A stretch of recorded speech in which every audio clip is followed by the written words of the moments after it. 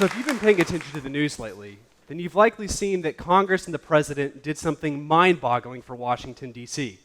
They came together to pass sweeping reforms to the criminal justice system.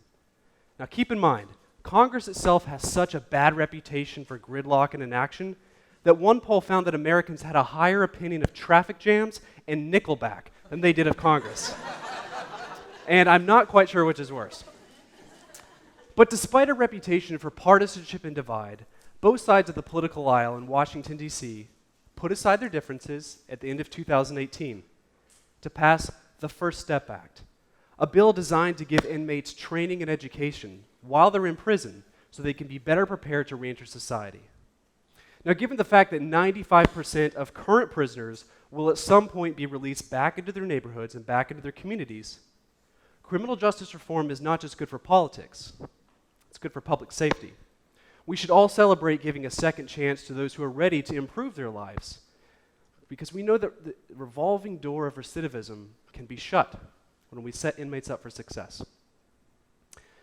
But achievements like the First Step Act, while inspiring and crucial to fix our broken criminal justice system, are the exception in federal lawmaking and not the rule.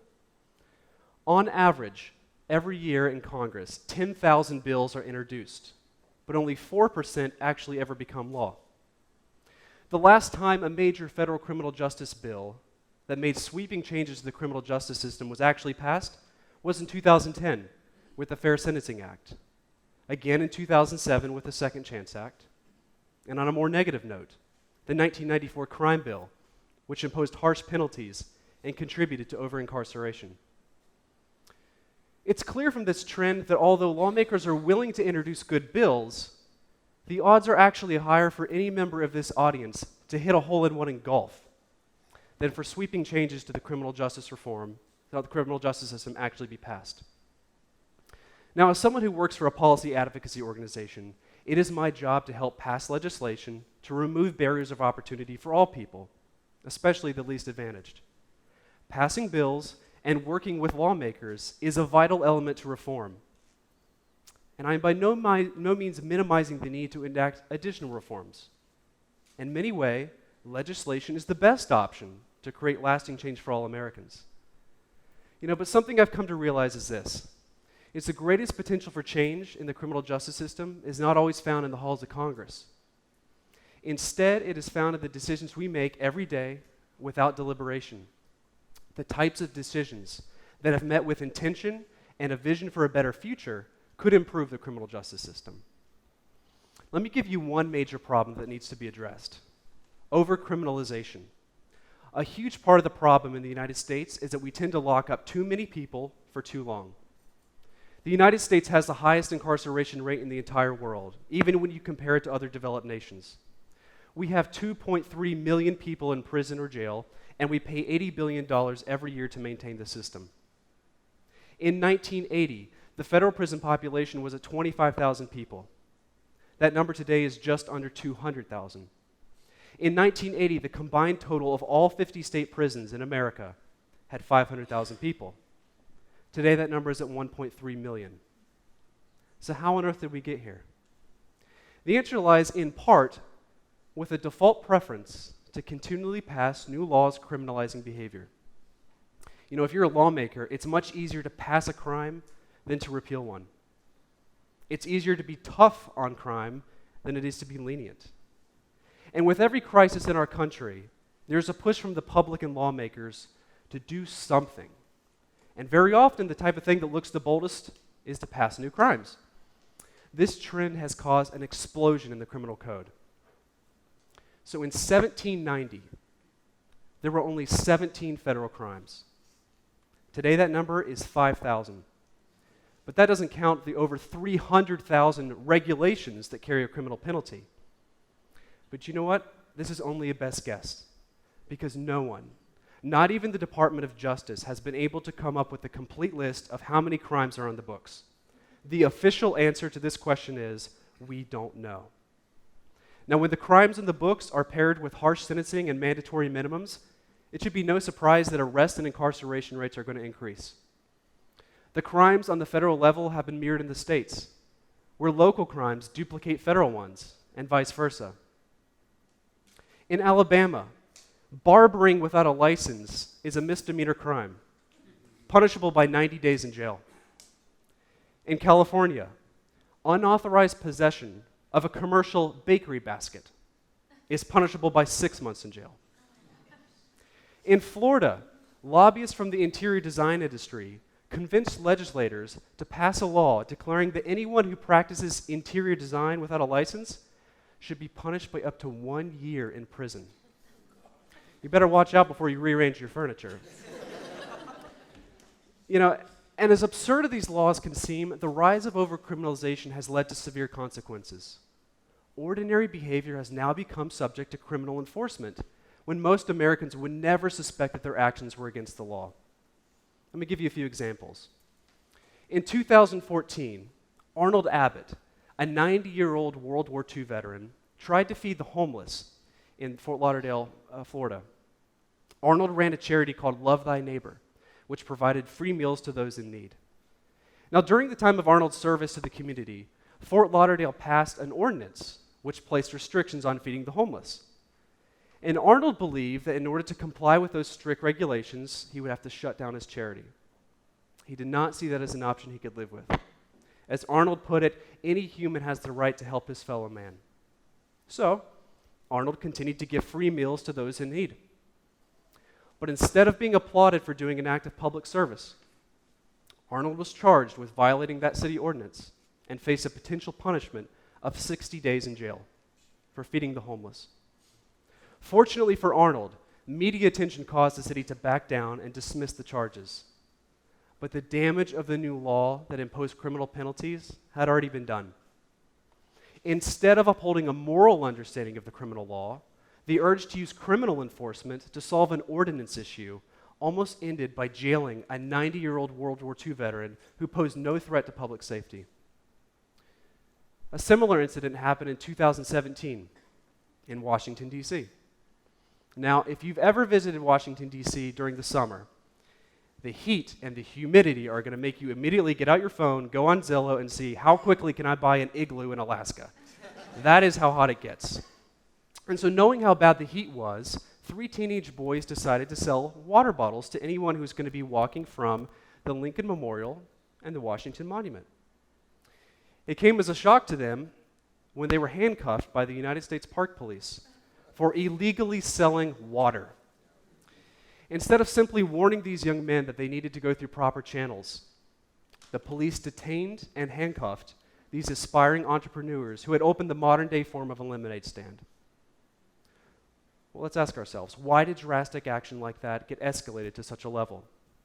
Because Washington, D.C. had established criminal penalties for unlicensed vendors, including punishment by 90 days in jail. When the tools for criminal enforcement are provided by the legislature in federal, state, or local government, we should not be surprised when negative outcomes occur. And while many of these incidents did not actually result in incarceration, the fact of an arrest or charge can be a permanent stain on an individual's record, preventing them from succeeding in their education or their career. So what can be done? The first thing to do is to stop the bleeding. Whether it is Congress, a state legislature, or a city council, policymakers should pause the creation of new crimes and evaluate whether any new proposed law is actually needed. In the rare instance of life where some part of our society has not already been regulated, policymakers should carefully consider whether civil penalties instead of jail time is a better option. Not every undesirable conduct needs to be handled with the force of criminal law. And perhaps the best option is to consider whether inaction is the best response. Not every malady of life needs a new law to fix the problem. You know, it's counterinstinctual for those of us in the policy world to urge lawmakers to not pass crimes, but given the rapid growth of our criminal code and the real-world consequences that they have on Americans from all walks of life, shutting down bad laws can actually be a tremendous step forward to fixing problems in the criminal justice system. And I've talked so far mostly about the proliferation of new crimes, but there are many more areas that are ripe for reform that can take place without ever changing the law. Take, for instance, police and community relations. It is crucial that law enforcement can work to keep the public safe while building trust. And long before anyone comes and sits in a prison or sits in a courtroom, they're going to be interacting with the front line of the criminal justice system, the police. And this responsibility brings enormous power. So how can the police contribute to reform? Well, one of the easiest ways to do is the hard work of becoming familiar with the communities in which they serve. A recent study by the Police Foundation found that when officers switched from driving around their patrol cars in certain neighborhoods and instead conducted foot patrols, 60% of the community groups believed that it increased the legitimacy of the police and trust. And as one person in the study explained, what happens is, instead of looking at them as the police, you see them as humans who are trained to help, assist, and protect you. So it's not just the police. It's our police officer who knows my block and who knows that's a dark street, and they're going to be there. Making small decisions to build community trust can have an outsized impact, and it restores faith in the criminal justice system. Prosecutors can also make an important change without ever waiting for a new law to pass. Already, district attorneys across the United States are wisely using their discretion about how they make charging decisions. So instead of charging a first-time non-violent drug offender with a felony, which can have lasting damage to a person's chance of gaining employment, prosecutors can evaluate whether a misdemeanor charge makes better sense and serves justice. Even further, prosecutors can also recommend defendants to diversion programs or drug courts, avoiding incarceration altogether.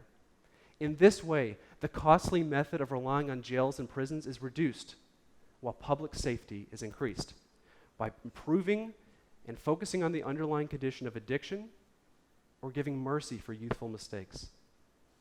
Prosecutors have vast power and resources at their disposal, and it can be used to reform the criminal justice system if thoughtful, wise decisions are made about how to ensure accountability and not just punishment for its own sake. You know, judges can also have the power to implement reforms without any need for legislation. Close to 500,000 people are sitting behind bars right now, awaiting trial, and many of them are locked up because they are too poor to afford money bail. The detention of people who cannot afford bail costs taxpayers every year $12 billion. And keep in mind, this is pre-trial, which means no one has yet been convicted of a crime. To uphold the principles of due process and the concept of innocent until proven guilty, judges can adopt reforms to help change the situation. Instead of relying solely on cash as the determining factor about whether someone is released, judges should ask whether someone is a danger to the community or a serious flight risk, and then decide whether detention makes sense. As the Supreme Court has said, in our society, liberty is the norm, and detention prior to trial or without trial is the carefully limited exception. Judges can play an important part to restore the presumption of liberty in the criminal justice system. You know, all these changes are crucial to reforming the law, but they don't require waiting until a law is passed. But you know what? There's another more vital aspect to reform that could have more impact than anything else I've mentioned tonight. And that's the need to change how culture views the criminal justice system. When I was in law school, I learned how prosecutors were supposed to lock people up. I memorized the rules of evidence, cross-examination techniques, and the best way to secure a conviction. But I didn't learn what happened to people once they were sent behind bars. It was easy to focus on the immediate and not the downstream effects of our actions. And I think that this view of the criminal justice system is similar for many in our culture. It's easy to think that as we lock people up, our communities are safer and justice has been served. But that's not always the case, because every single year, 650,000 people will be released back into our neighborhoods and back into our communities. And we have to ask ourselves, are we preparing people to be returning as productive citizens, keeping the community safe, or are we setting them up for failure? And time and time and time again, many people who come out of prison can't get a driver's license, can't get a loan, can't start a business, or obtain a professional license. All because our culture has demanded not just that the people who have committed an offense serve time in prison, but that they be relegated to second-class status for the rest of their lives. No law, no crime, and no policy will ever change until society demands it. Politics is downstream of culture, and if we're concerned about the laws in the books, then we need to examine the judgment in our hearts. Criminal wrongdoing demands accountability, but it must be paired with mercy and the hope for a second chance. None of us would want to ever be judged forever by our worst day, so redemption must go hand in hand with our laws. So what are some practical steps we can take right now to help change culture without ever changing the law? Pay attention to when politicians argue for new crimes. It's helpful to let them know that not everyone in the public agrees that more law should be added to the books. If you own a business, consider hiring someone with a criminal record. They need a job to stay on a good path and very often end up becoming the best worker in the company. Visit someone in prison. Being incarcerated strips away a person's sense of humanity and self-worth. Remind them there is hope and forgiveness. And for those who are coming out of prison, you can help by assisting with a job search, providing transportation, and giving your time to help make reentry a success. All these things can transform the criminal justice system, but it can also transform you. By being an active participant in growing positive culture, you will make an invaluable contribution to someone else's life as well as your own. It's easy to leave all the issues with the legislature and hope that'll solve our problems, and some of them might.